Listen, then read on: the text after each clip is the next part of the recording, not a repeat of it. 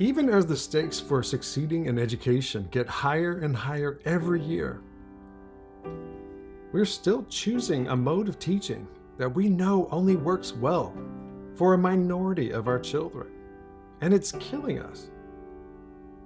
It's time to start talking about the most revolutionary option on the table: unleashing our superpower.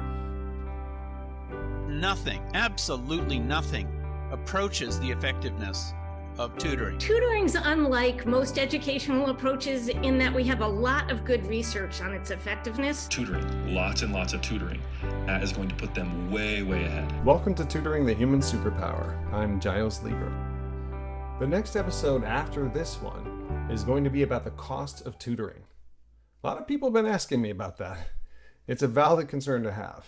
And I've thought a lot about it, and I think I have some really good news to share. But in my nerdy way, I will be discussing the costs of a tutoring movement in the historical context. How much did the common schools movement cost? How about the high school movement a century later? How did we find the money for those? And how much might a third century of educational movements compare? But before I come to that, I have a guest whose research can allow us to zoom way out, even further, for a bigger picture perspective on the cost of education. It was really an honor to have a chance to speak with an education anthropologist and psychologist, Professor Sheina Lew-Levy. Her research, along with her colleagues, of course, shows that humans have been grappling with the cost of education, not for hundreds of years, not for thousands of years, but for hundreds of thousands of years, maybe millions even. In fact, the cost of education has been such an important part of the human story that it is not just a modern political issue, it's an ancient evolutionary issue. It's not just embedded in our tax codes, it's in your code. It's in your DNA.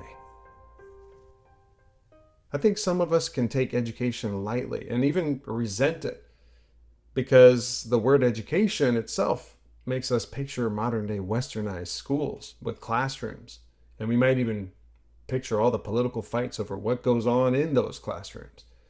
But this is wrong. As long as we mistake schooling for education, it's easy to underestimate the importance of education to our past and our future.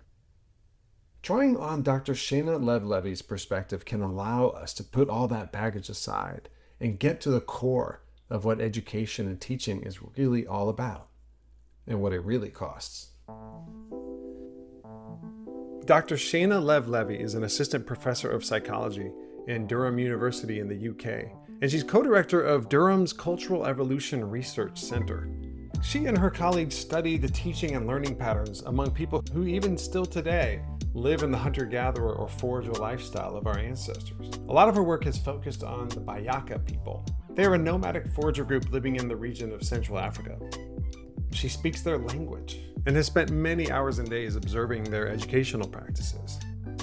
I spoke to her initially because her definition for costly teaching, as she's going to describe in the interview, is so similar to my definition for tutoring. But the interview ended up being more profound and more transformative than what I initially bargained for, and that will become clear at the end of the interview when I do my 2 cents. Her research has really transformed my thinking, and I hope that you will find it as interesting as I do.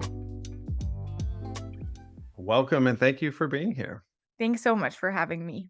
So in the spring of 2022, you were the lead author on a study called Costly Teaching Contributes to the Acquisition of Spear Hunting Skill Among Bayaka Forager Adolescents. You opened this article with a statement that I think could be unpacked for an hour by itself. Teaching likely evolved in humans to facilitate the faithful transmission of complex tasks. So, first of all, what is teaching? I think that a long time ago, or maybe not that long ago, people didn't think that there was teaching that took place in communities like the Bayaka, right? Absolutely. So there were a lot of debates about what teaching even is. And cultural anthropologists and psychologists, which I think you're referring to in this context, they focus more on the institution of teaching and specifically what happens in very structured contexts in schools, but also in rites of passage that would happen in diverse communities around the world. And so they've made the point that we don't need classrooms for people to acquire knowledge. And that really is an important statement, because in an overemphasis to get butts in the seat and get kids into classroom, we tend to actually devalue the type of learning that kids are doing outside of the classroom. That's actually really central to their development and to their well-being within the kind of cultural communities that they're part of.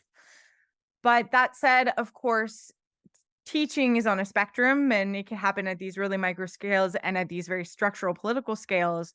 And when we think of it as a spectrum, we find that teaching occurs in every single human society around the world, and even in some animals, like meerkats taking the stingers off of scorpions so that their offspring can practice hunting without taking the risk of getting stung. So that would be an ethological or a behavioral definition of teaching, something costly to yourself to benefit learning in another individual. And when you apply that definition, everybody teaches. Did you catch that? I asked because I have to admit that during the interview, I missed it. But this is the definition of teaching, and it's important. To anthropologists, teaching is something costly you do for somebody else's learning. At its core, that's what teaching is. If you're doing something that is costly to you to benefit learning in another individual, you're teaching. And when she says costly, she's not talking about money. It's important to recognize that teaching also comes at a cost, right? So imitation, the good thing about imitation, there's only one person involved in terms of like expending energy for learning. It's just the learner. They're paying attention to what's happening in their environment, doing what they do. They're imitating. Once you bring teaching into it, there's imitation, but also guidance. So you have person A teaching, person B learning. So that's twice the energy, plus they're coordinating their behavior. So it adds an element of energy expenditure. So you also said teaching likely evolved. What do you mean by teaching likely evolved? Yeah, so in human cultures, we tend to think of cultures as very opaque, kind of complex thing when we think of religious ceremonies or making complex technology. And so it's not straightforward to actually learn those types of behaviors. And so humans have evolved loads of different mechanisms, not only teaching. One is over imitation. And then related to that is teaching, which actually involves somebody else giving you hints and cues of what you should pay attention to so that your attention is drawn to the elements that matter.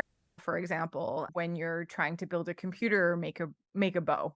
And so by having a teacher tell you, this is how it works and this is how it comes together, you can get those steps much quicker and much more efficiently. The ability to recognize that somebody else has a knowledge gap and to fill it. And so that's from the point of view of the teacher. And then from the point of view of the learner, the ability to pay attention to really subtle cues like eye contact, like pointing, like things that are really, really subtle to be able to know, okay, now I should be paying attention to that thing. So the joint eye gazing that develops around 9 months, like if the caregiver is looking at something and the kid is looking at something, right? That's really subtle and involves so much kind of cognitive hardware to be able to know that person's looking at something, I should look in the same direction of that person because there's something of interest going on. So those two things for sure go hand in hand. The two things that go hand in hand are the simple ideas that we are both biologically wired to become good at teaching and also good at learning from teachers. Teaching and learning from other humans is not just some cultural invention. It's innate. Just like it's in your DNA to become somebody who can speak and understand another person who is speaking, it's also in your DNA to become a good teacher and good at learning from teaching. To be clear, it's not in your DNA to become good at classroom management and lesson planning and keeping a group of 20 second graders engaged. That takes skills that are not innate. The kind of teaching that it is in your DNA to become good at is the kind that involves mind reading and theory of mind and scaffolding. Tutoring. Okay, so then the sentence continues, teaching likely evolved to facilitate the faithful transmission of complex tasks. What does faithful transmission mean? Yeah, so any type of learning can involve error, right? If you think of a math problem, it's easy to make an error when you're doing a complex division or something like that. When we talk about faithful transmission, we're talking about reducing the likelihood that you'll make an error. So, again, if we're talking about complex technology or things that are life and death, right? Like identifying a venomous snake versus a non venomous snake, it's really important to get those things right. Teaching likely evolved in humans to facilitate the faithful transmission of complex tasks. And complex tasks are basically tasks that are too challenging to learn from just imitation or figuring things out on your own. That's the original purpose of education. Most of the loftiest goals we have for education, things like being a good citizen in a democracy, functioning in the job market and being productive, being socially and emotionally skilled, just about anything that you could ever name in a school's mission, really just kind of boils down to complex tasks that we educators want to empower future generations to become skilled with. Faithful transmission. Okay, but that was still just the first sentence of her study. By studying the teaching and learning patterns among the Byakuya foragers, Sheina discovered a pattern that affirms the definition and purpose of education, but also adds a whole new dimension. Not all teaching is equally costly. So when and why does the cost of teaching go up or down among foragers? In prior research, Sheina had followed children as they went about their daily lives, and she and her team observed children learning a lot of their subsistence skills from older children, actively teaching them. But Sheina did not see children teaching each other one of the most important subsistence skills of all, spear hunting. None. Which was very surprising. If she wasn't seeing kids teaching other kids to spear hunt, how were they learning? She reasoned that spear hunting skills might be too complex to learn from other kids. So maybe they were learning spear hunting from experienced adults only. She had never witnessed that kind of learning in action because she'd never been on a hunt. It was fine for her to follow children around when they were gathering caterpillars or fruits, but she couldn't follow them spear hunting without risking ruining the hunt from her lack of experience. So that was kind of the idea behind using the GoPro cameras, was to be able to capture these behaviors without actually being there myself. So we asked these teenage boys to tell us who they wanted to learn to spear hunt from, and all of them nominated adults, which was not a constraint that we placed on it. Who they nominated were people they felt comfortable with and who they had access to. We could see a scenario in which everybody nominated one amazing hunter who would never have the time to teach them, but that's not at all what happened in the study. Because most adults are good spear hunters, the knowledge was well enough distributed within the community that there wasn't necessarily individuals who rose to the top. And then we asked somebody who was on their list, mostly the first person on their list, to take them spear hunting. And we fitted both the teacher and the learner with GoPro cameras. So what did you learn from the GoPro cameras? Yeah, so we learned that, especially when we compared to the types of teaching that we observed in other studies that were more generally focused, that teachers were using much more time consuming and cognitively consuming forms of teaching, and specifically instruction. So really telling somebody how to do something verbally, and demonstration, showing adolescents how they should be spear hunting. And we also saw loads of really fun things, like play acting was a big part of it, going out in the bushes and rustling the bushes and then pretending and, mimicking the cooperative nature of hunting, talking about the weather and kind of finding their way through the forest, setting up targets for learners and making them practice. So it was really time consuming stuff. It was naturalistic behaviors in the sense that even though it wasn't when they would be performing the behaviors, they would be performing those behaviors when teaching spear hunting more generally. All right, it's not like they Or had faking. a blank slate of Exactly. teaching skills and then invented all of those immediately on the spot for Sheina. Yeah, Right? exactly. I noticed that you didn't structure the study to have, for example, 6 kids going out with one Yeah. hunter. Is there a reason that you did one-to-one there? Yeah, so we did one-to-one there because that's how Byakuya themselves would go out in dyads or triads to spear hunt, unless they Okay. were going out to hunt for pigs, which would be a bigger group, but you would still only get 1 or 2 learners in that Mm. context. And this is rare, right? Are there any other domains where you would see those kinds of things being used? Yeah, so we see it in terms of rites of passages. It tends to Okay. be a time of life across cultures where there's very kind of concerted effort in teaching religious knowledge, ceremonial knowledge. Okay. And we see it in terms of costly skills related to shamanism. Those Yeah. also tend to involve a one-to-one initiated one-to-one teaching because it's obviously very important to get those skills right. And I think we could see it, I haven't studied this yet, but in the domain of medicinal plants, especially some that have to be prepared in very careful ways. So again, overlapping with shamanism and also in terms of caring for very young infants where you want to get that right. So in those domains, that Uh-huh. type of complex skill, then again, you get really costly forms of teaching. As the title of the study implies, its big conclusion was that the greater complexity of spear hunting caused the cost of education for spear hunting to go up. It was no longer simple sentences, quick gestures, and short explanations. It was extended instruction sessions, practice, demonstration, coaching. And it was no longer a child who was teaching. For spear hunting, it had to be an adult in their prime. A pillar of the society was using their precious time and energy to teach.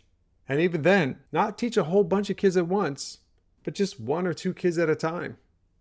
Tutoring, it's hard to get costlier than that. And so maybe that's why tutoring became our superpower. Maybe evolution favored those who were good at tutoring and being tutored, and had an interest in doing both.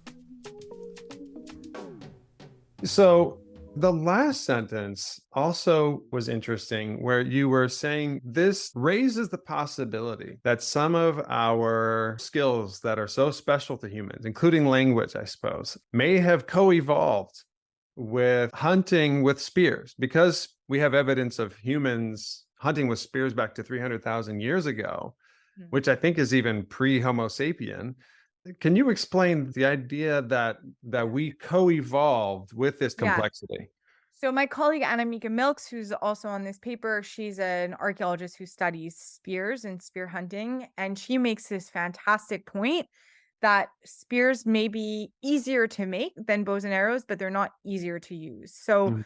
you actually need to have a lot of complex knowledge to be able to hunt with a spear, mostly because you have to be pretty close. I mean, you can throw a spear pretty Oh. far, but certainly not as far as a bow and arrow. Mhm. And, once we're talking about using poison, as many people would do with bows and arrows, and that again, like you don't have to hit them that hard with a bow and arrow. Right. With the spear, especially in the Congo Basin where it's a forested environment, you have to be really close to an animal. And so to be able to do that, you need to be an amazing tracker. You need to know bird language to be able to know how species are moving in space. You need to know about the ecology and where you're most likely to find species. So there's just so much knowledge involved in this hunting skill, like beyond, not to mention the religious ceremonies associated with hunting luck, which are also very, very important.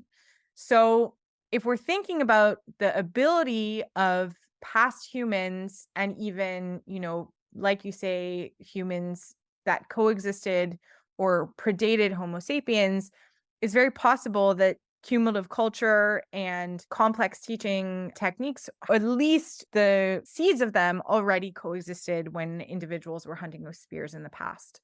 And that would mean it has so many ramifications because it would Yeah. mean theory of mind, it would mean cooperation, it would mean, all these techniques of knowing your learners, at least some early instantiation of it would have had to be present for people to successfully hunt with spears. It's easy for people from westernized cultures to study forager communities without humility about the skills that they have that we don't. I've never hunted with a spear, and certainly not for my own survival. And so I don't have any idea what I don't know about spear hunting.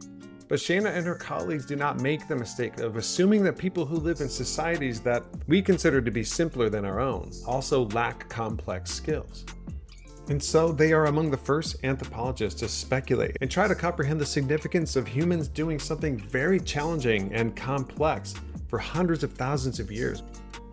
To Sheina and her colleagues, the Bayaka society is not an uneducated society. They are educated in different ways and for different complex skills, but they all play a role in a communal education system that works very well. As she said earlier, spear hunting knowledge is widely diffused throughout the community, which is interesting, considering that we in the West have pretty high rates of failure when it comes to transmitting the complex skills that we attempt to teach. What do Bayaka people think of our schools? And when I say our, I guess I'm referring to westernized culture, which I believe they have some interactions with, right? Yeah. I want to get a sense of what they feel about formal education versus, do they consider what they do to be education, or do they see it as something different? So they definitely think of what they do as education. They have words for teaching, specifically bosesi mayele, to show knowledge. So it's very much based off of this like kind of interactive, demonstrative type of interaction. For sure, Bayaka kids have access to school and many do go. I think one thing that most kids would find it is a little bit boring compared to the varied kind of learning that they get to do and the self-initiated learning they get to do outside the classroom. I think most of them would say that classroom learning has some purpose, especially in terms of accessing market economies, but that it limits their ability to do other activities that they find equally important.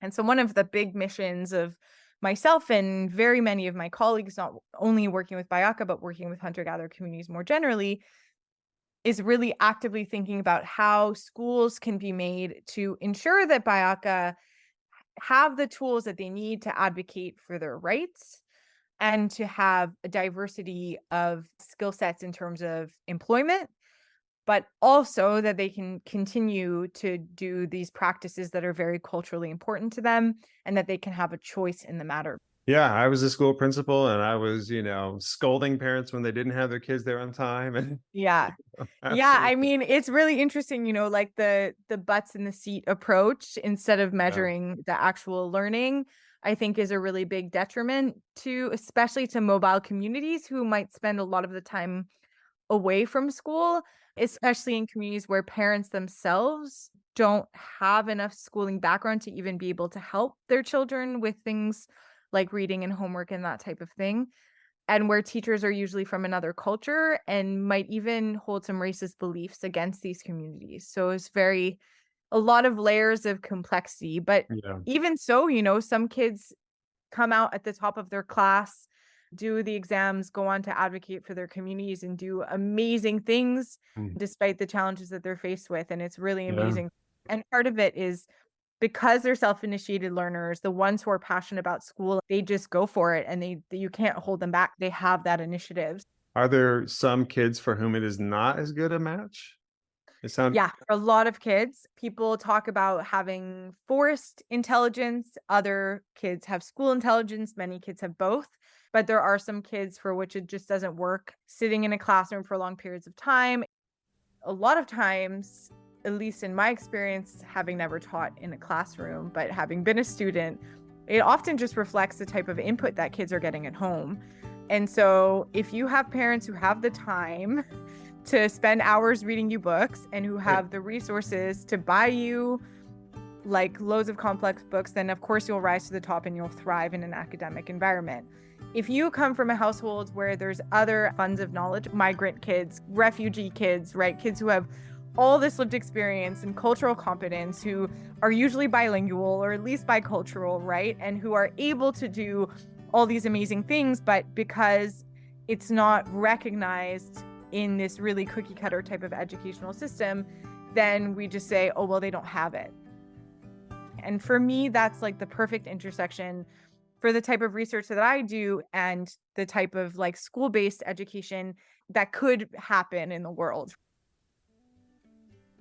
I just wanted to thank you again and also just say how glad I am that there are people who do this type of investigation work, building relationships with forager people across the world, expanding our view of what is possible, and taking the time to teach us about ourselves by looking at ourselves from a completely different perspective, I think.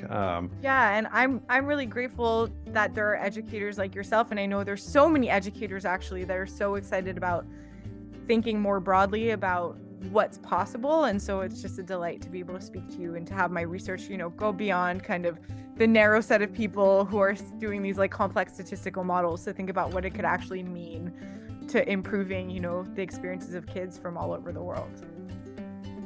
At the end of these interviews, I like to finish with my own 2 cents about what I think we have learned from the expert and how it informs the central question of this podcast, which is, what would it take to unleash our superpower? Teaching is something costly that we do so that someone else will learn. Anthropologists widely believe that teaching evolved in humans in order to transmit complex skills and knowledge so future generations could accomplish complex tasks.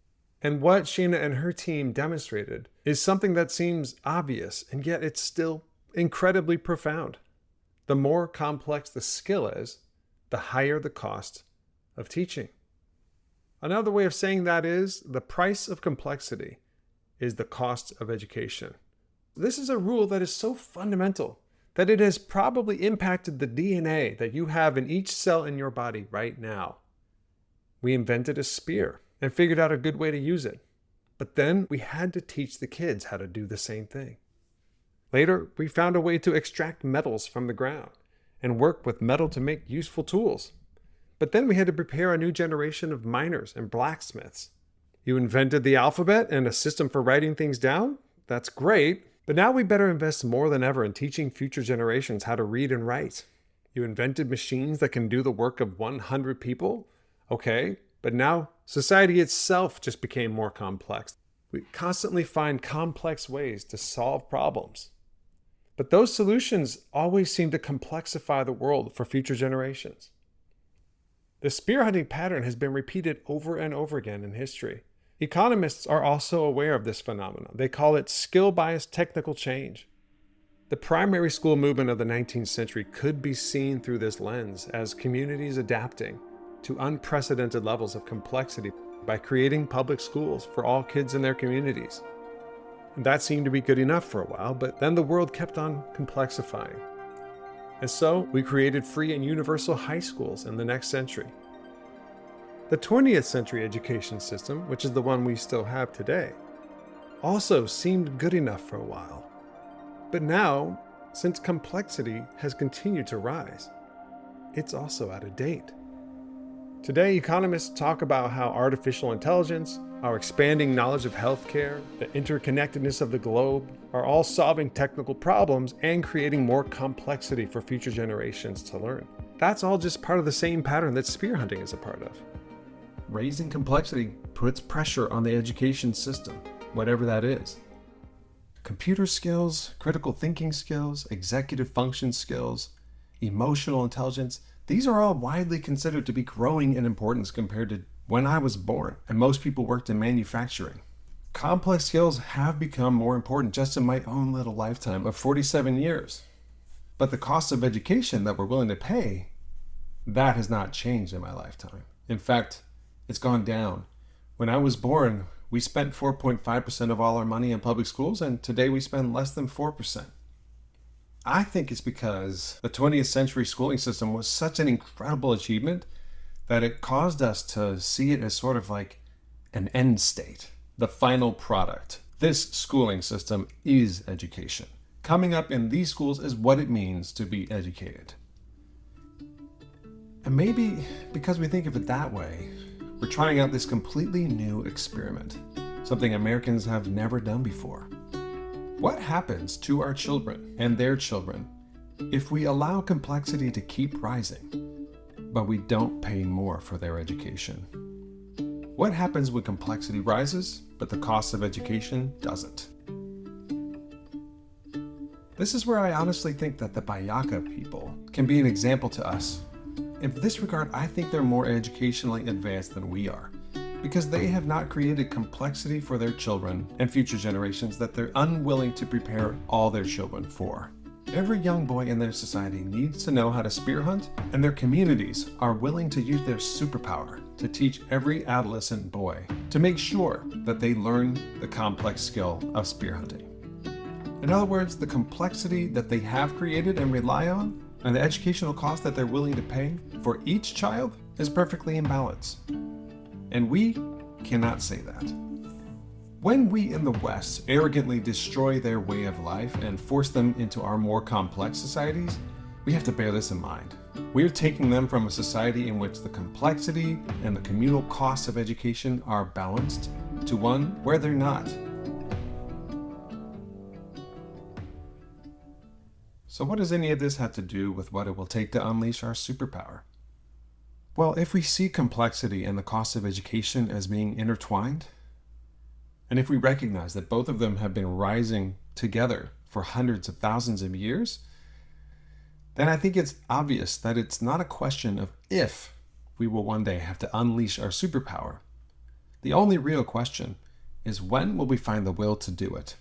In order to unleash our superpower, we may have to learn to see ourselves through this whole new lens that most of us just don't consider very much. I know I didn't.